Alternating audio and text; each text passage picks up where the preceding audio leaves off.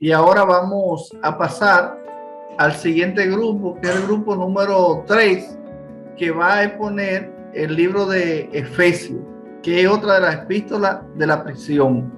Muy buenas noches y muchas bendiciones para todos nuevamente. Nosotros vamos a estar hablando del libro de Efesios, obviamente tomando como referencia nuestro libro base de Explorando el Nuevo Testamento del Ralph Aaron. Nosotros vamos a estar hablando acerca de aspectos generales de esta carta para contextualizarnos un poquito.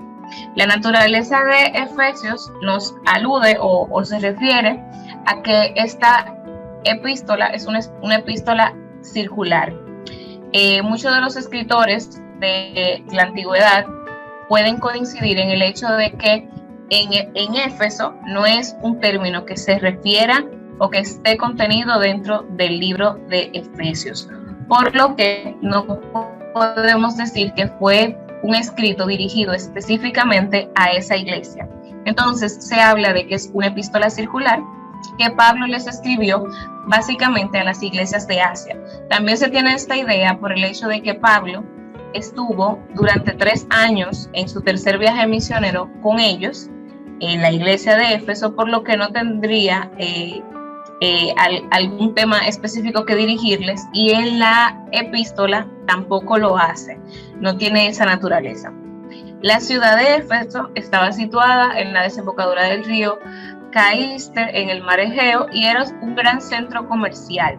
No se sabe todavía quién fundó la iglesia en Éfeso. Se cree que pudo haber sido algún judío de los que estaban en el Pentecostés, por eso todavía no se tiene claro. Pablo visitó esta iglesia por primera vez casi a la conclusión de su segundo viaje misionero, y como ya mencioné, en su tercer viaje misionero permaneció allí por 3 años. Otro de los puntos importantes es el propósito. No hay un problema evidente al que Pablo se refiere específicamente en esta carta, como vemos, por ejemplo, en Corintios, pero sí contiene muchas instrucciones para la iglesia cristiana que revela un gran propósito de Dios para la iglesia, basada en su propia voluntad soberana.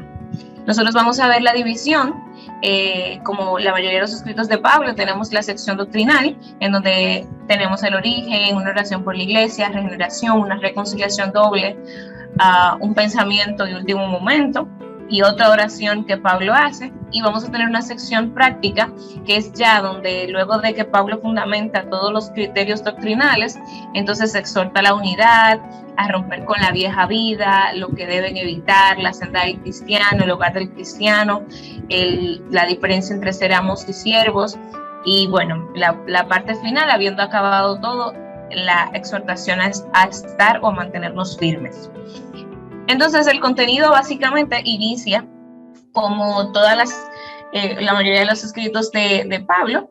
El autor se llama apóstol a sí mismo y a sus lectores les llama santos. Ambos títulos son utilizados debido a la relación con las respectivas personas con Cristo, una relación basada en la voluntad de Dios. Para sus lectores, Pablo desea en esa salud inicial que tengan gracia y paz de Dios, el Padre y del Hijo. Entonces, luego de nosotros ver esa primera parte, que es el saludo, vamos a pasar a la sección doctrinal, que aquí vamos a ver el fundamento práctico. El primer punto doctrinal que se trabaja está en el capítulo 1, versos del 3 al 14. Este párrafo da un énfasis importante en la predestinación divina, y este concepto, para poder entenderlo, se divide en 5 divisiones principales: el objeto, el agente, el espíritu, el propósito y el efecto. Los santos son el primordial y principal objeto de la predestinación. El agente de la predestinación de Dios es Cristo específicamente. El espíritu de la predestinación es el amor y no el odio. El propósito de esta predestinación se divide en 4 aspectos fundamentales. Número 1, Él quiere que los hombres sean santos y sin mancha delante de Él.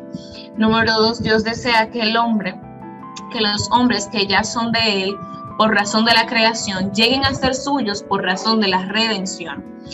Punto número 3, quiere que sean restaurados con respecto Él habla de la redención de todo el universo. Y número 4, Dios desea que el hombre viva para la gloria divina. Todas estas fases son buenas y son para el beneficio de Dios, tanto como para la gloria de Dios. Y por último, el efecto de la predestinación es doble. En primer lugar, resulta en la redención por su sangre, o sea, el perdón de los pecados, y en segundo lugar, resulta en ser sellados por el Espíritu Santo. Es muy importante destacar que esto estaba siendo tan denso de comprender, quizás por los lectores, que el mismo Pablo, entonces en el punto 2, nos habla de una oración por la iglesia. Esto no estaba siendo fácil de comprender todo lo que él estaba tratando hasta el momento acerca de la predestinación, por tanto él ora por la iglesia. Y si se analiza esa oración, se va a ver un gran parecido con una oración que hay en Colosenses, capítulo 1, verso del 9 al 12, y después de expresar su gratitud a Dios por su fe y por su amor, Pablo revela la esencia de su oración en favor de ellos. Ora para que los cristianos puedan recibir a través del Espíritu Santo una revelación de esta verdad que él está comunicando y la sabiduría para poder comprenderla a fin de que lleguen a tener un conocimiento que se recibe mediante la experiencia de las cosas de Cristo, a las cuales Pablo describe en primer lugar como la esperanza a la que él nos ha llamado y en segundo lugar las riquezas de la gloria de la herencia de los santos. El punto número 3 que se trabaja en esta sección doctrinal es la regeneración. Nosotros vamos a pasar de entender cómo Pablo empieza a describir el pecado como muerte y la salvación como vida, como nosotros lo entendemos, y entonces el vivir en pecado implica dos aspectos. Primero, vivir siguiendo la corriente de este mundo, y segundo, vivir conforme al príncipe de la potestad del aire. Él termina resumiendo que la mayoría de todos los humanos estamos tienen el espíritu del diablo y son desobedientes a la voluntad de Dios, es decir, están apartados. Ahora, en contraposición a esto, Pablo menciona a Dios, pero Dios, en el mismo verso 4 aparece esta expresión: en su gran misericordia y amor, Él ha aceptado a aquellos a quienes Pablo se refiere y a los que han resucitado a una novedad en la vida en Cristo, que Pablo describe como los lugares celestiales. Luego de que la persona acepta, entonces es pasado a esos lugares celestiales. En otros capítulos de la misma epístola vamos a estar viendo este término que se repite varias veces, o Pablo lo usa para hacer alusión como a esos lugares.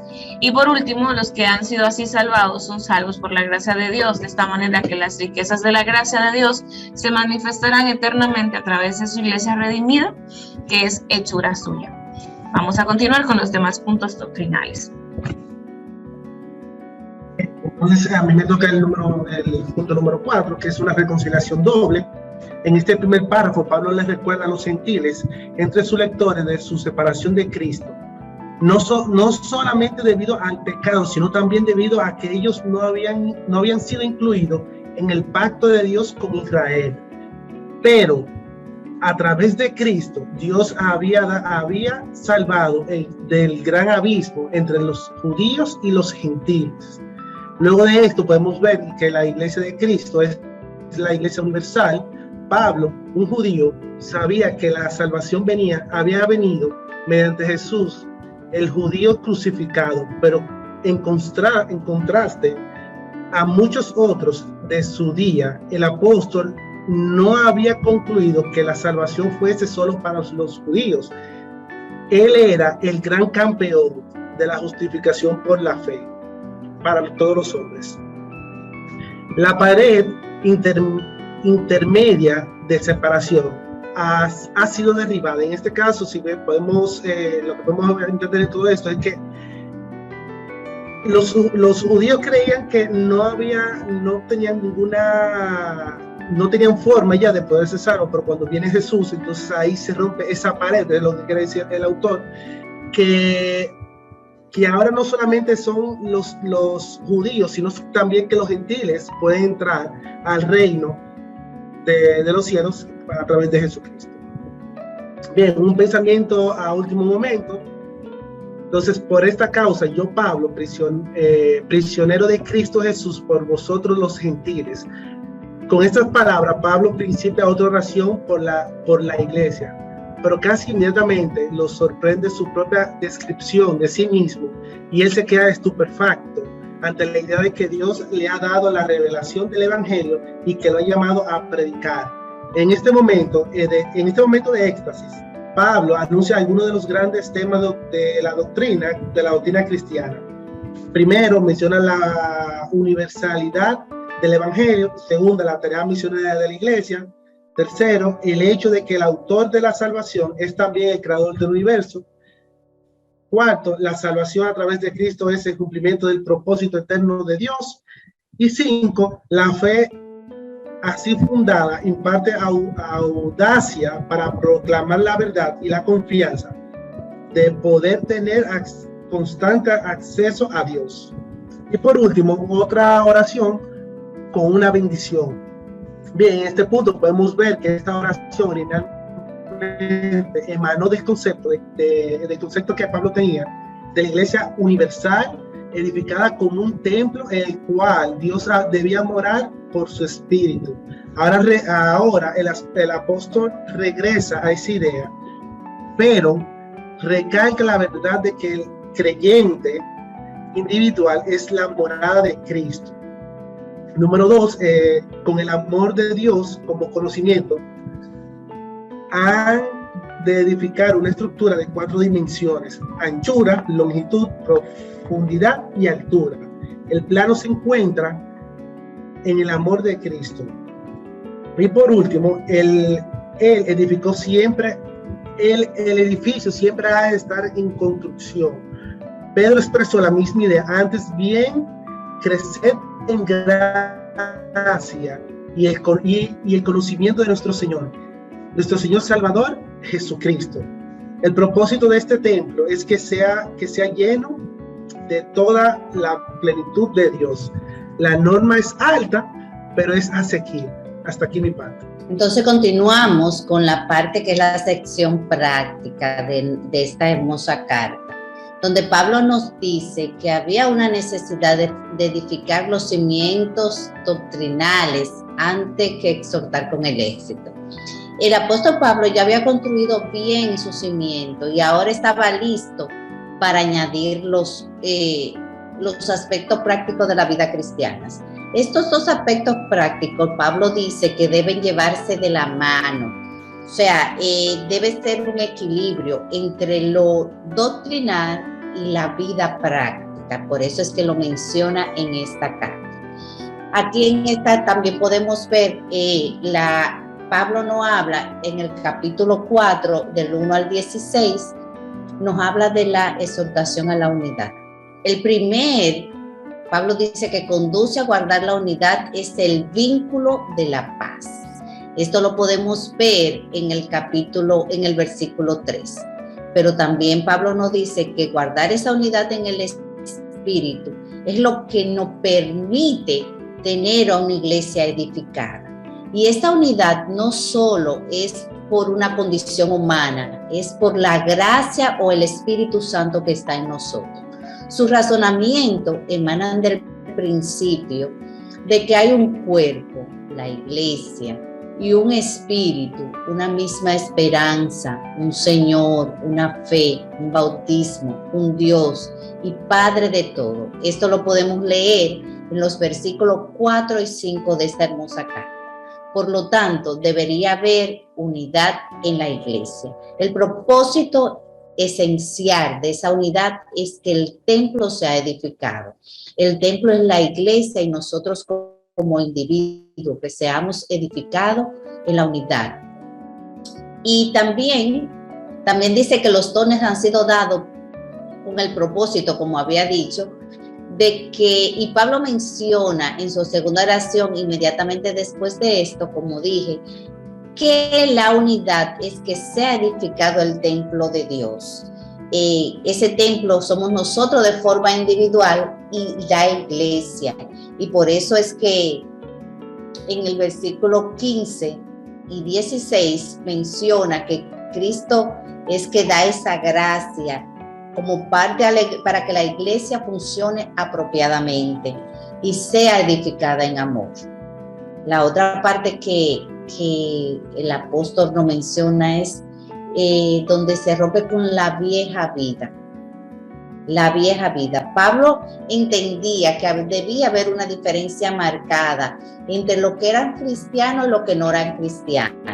Esta distinción él lo llama a los inconversos o no cristianos gentiles. ¿Y qué Pablo nos dice de los gentiles?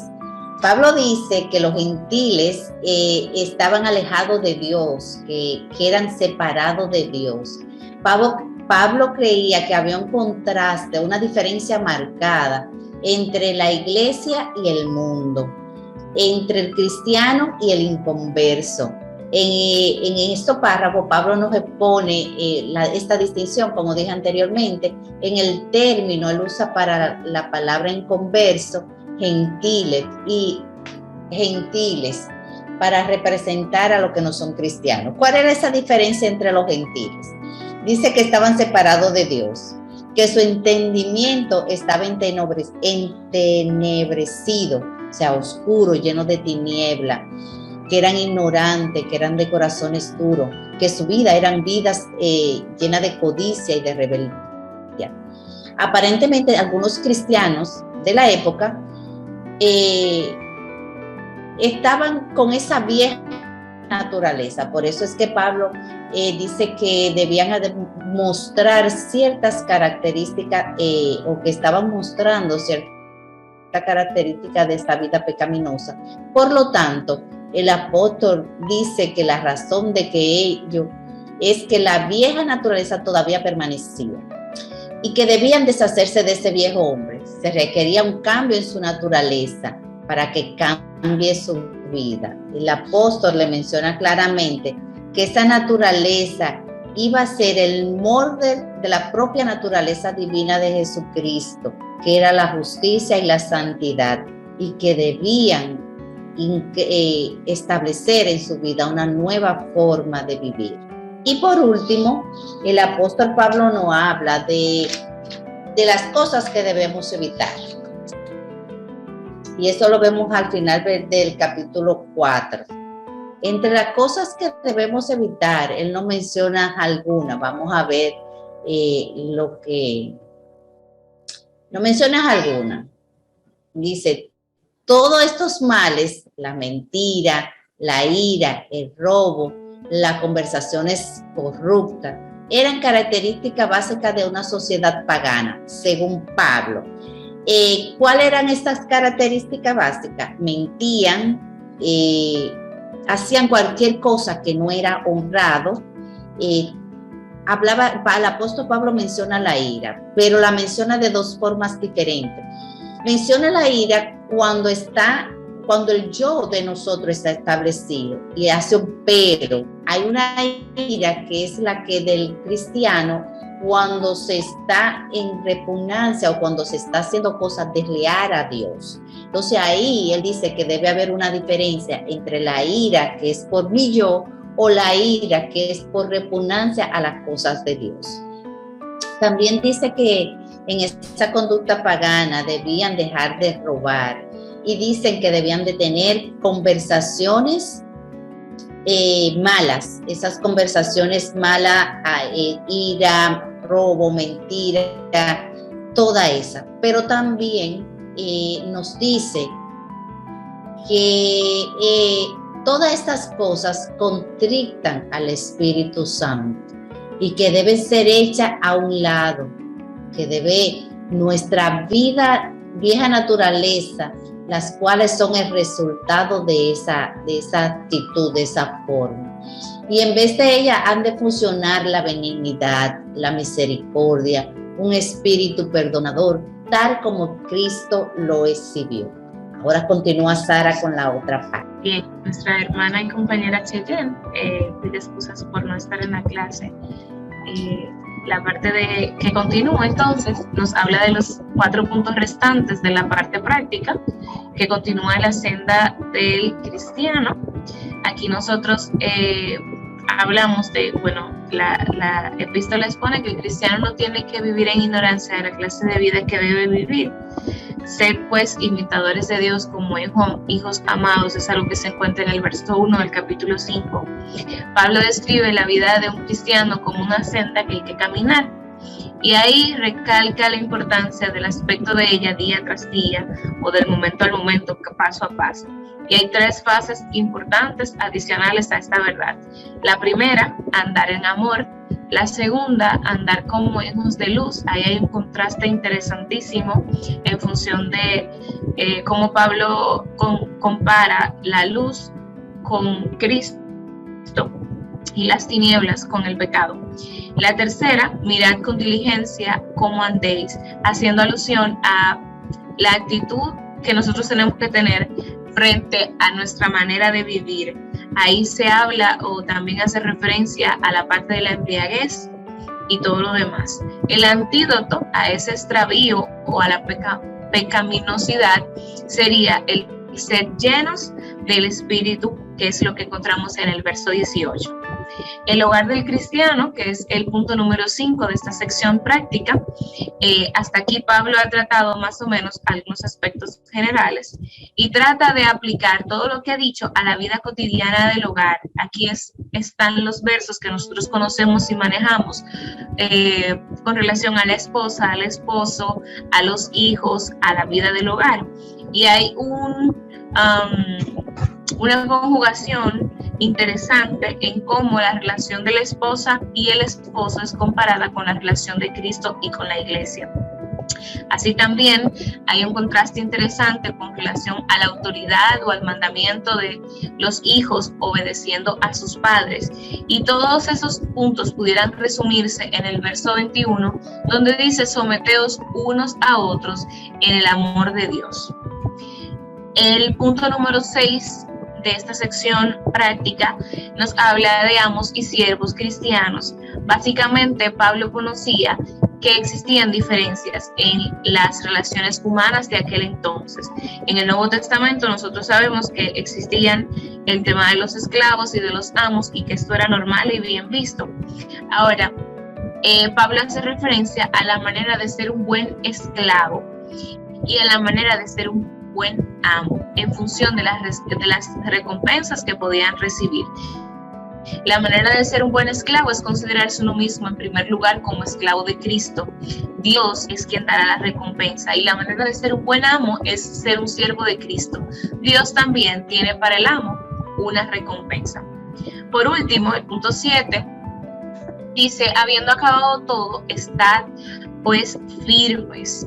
Aquí el marcado contraste que Pablo ha recalcado entre la justicia y la injusticia, entre el cristiano y el pecador, le trae ahora a considerar la vida cristiana como una batalla. El cristiano no lucha contra el pecador, pero sí contra el diablo y los ejércitos de este mundo. Ahí vamos a encontrar los versos específicos que dicen que nuestra carne no es contra sangre. Nuestra lucha no es contra sangre ni carne, sino contra potestades.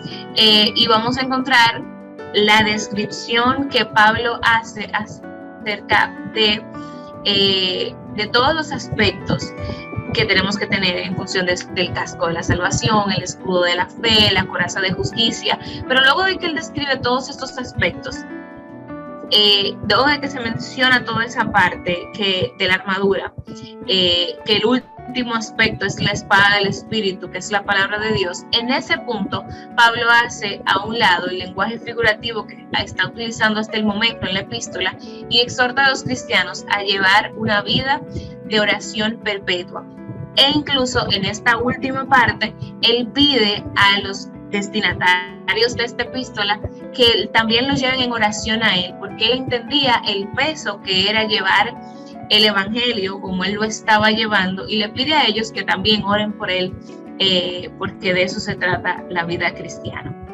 En conclusión, esta carta había de ser llevada a su destino por Tíquico, quien también sería portador de otras noticias adicionales en cuanto a Pablo. A su llegada a Tíquico se le informaría de cómo marchaban las cosas por encargo de Pablo, y también trataría de estimular los corazones de los creyentes, ya que Tíquico era un hermano amado y fiel ministro del Señor. La bendición que se da al final, típicamente paulina: paz o sea a los hermanos y amor fe de Dios y del Señor Jesucristo. La gracia sea con todos los que aman a nuestro Señor Jesucristo con amor inalterable. Con estas palabras también concluimos nosotros. Muchas gracias. Muy bien, hermano, por su posición sobre el libro de Efesios. Esperamos que los demás también puedan ver esas exposiciones cuando las publiquemos, para que así sigamos aprendiendo más de lo que Dios tiene para enseñarnos a cada uno de nosotros.